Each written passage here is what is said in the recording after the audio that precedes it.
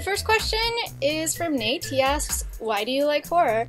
I love horror. I've always loved horror. I think it's always been my favorite genre. I watched my first horror movie when I was 5-ish, I think.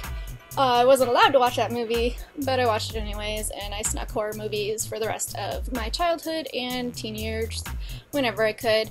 Horror always puts characters into these really horrible situations, and the only way that they can survive is by facing their inner demons and their worst fears. And if they do survive, which is not always guaranteed in horror, another thing that I love is a good character death, but if you do survive, by the end of the movie you are stronger. Usually. Or really messed up, which is also fun. Why do I like horror? I've always been drawn to the weird and the creepy, and I have no idea why, except to tell you that my brain is just permanently switched to the I like creepy on position.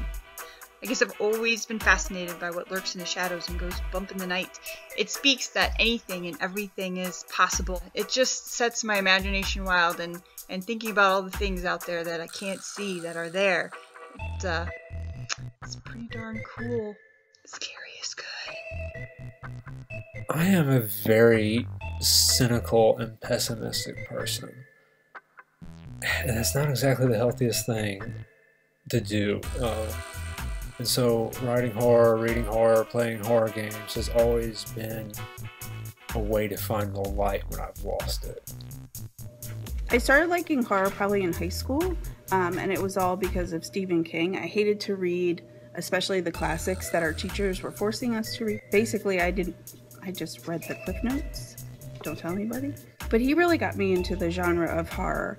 I've always enjoyed a good slasher film. Poltergeist was my first scariest movie ever, where I was scared of my dolls. I guess just that feeling of adrenaline pumping through your veins. I really like the big questions that horror asks.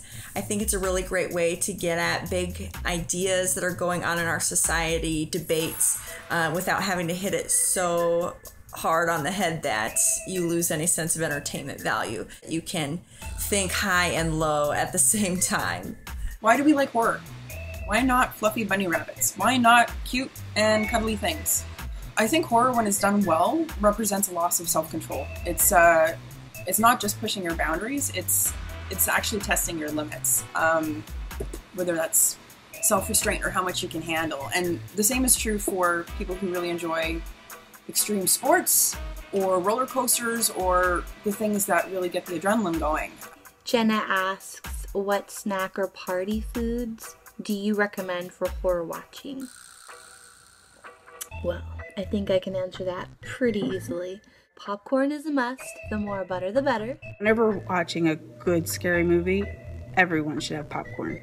The best feeling in the world is to get scared so badly you jump out of your seat and the popcorn goes flying. I think that's the whole movie horror experience. If you're watching a movie in the theater, the movie snack to have is movie nachos. Really gross nachos. Some people are going to think this is controversial, but in my opinion, and this is a personal truth, nachos with jalapenos is better than popcorn. I'm partial to Sour Patch Kids. Definitely have to have some chocolate in there. I'm a chocolate girl, but because it's horror, be sure to bring yourself some dark chocolate. Snickers bars, Rolos, peanut M&Ms, anyone? And then of course I'm also partial to brains. Well, it's different depending on what you're watching. If you're watching a monster tear someone limb from limb, or a human sacrifice to eldritch gods, or just a movie, those things are all going to be different. If you're actually hosting a human sacrifice, God help you not believe how freaking unpleasable cultists are. It's ridiculous. It's like, oh, the elder god's going to wake and we're all going to die in a fiery abyss, but God forbid you bring the wrong food. Popcorn, Red Vines, and Sour Patch. Red Vines because, come on, red. Popcorn because it's a movie. If you eat enough Sour Patch Kids, your mouth is going to hurt, and all the characters in the horror movie are probably hurting in some degree, so it kind of goes together perfectly. If you're into the type of movie that involves a lot of jump scares, I'd recommend snacking on anything that you won't choke on.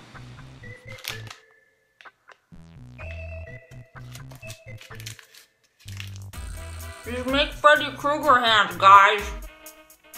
Paul asks, how do you feel about funny parody humor or horror that involves more emotions than just fear?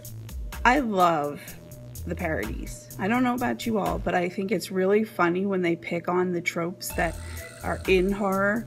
How do I feel about funny horror? Well, I love it.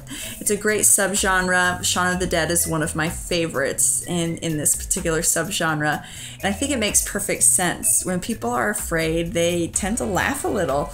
And I think any good horror author can really play with that line of what's funny and what's scary and how we navigate both of those on a day-to-day basis. Any horror worth its salt is going to use the fear to bring you to differing emotional states, whether it be revulsion, disgust, emotional devastation. My personal favorite. Horror and comedy and parody is really hard to pull off because there's such a thin line between actually being what you're making fun of. Good horror should be more than just about fear. Horror that involves more than just fear is the epitome of a good horror movie. Anything that is just about scaring the audience is a bad horror movie. It's a C-class or a B-class horror movie. They're stupid. You usually don't get any character development, and things pop out, and there's grotesque creatures, and evil things happen to make you feel like, oh god, what's happening? Great horror is like It Follows, which is this new horror movie that's indie and out in most theaters, kind of, maybe right now. You feel pity for some of the characters, you feel hate for some of the characters. You're invested in the story as a whole because of all these emotions. How many past zombie lovers have you had?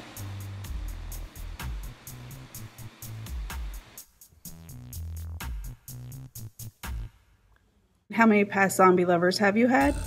None that I know of, but there's always time before the zombie apocalypse hits us. You never ask a lady how many monsters she's been with. 35.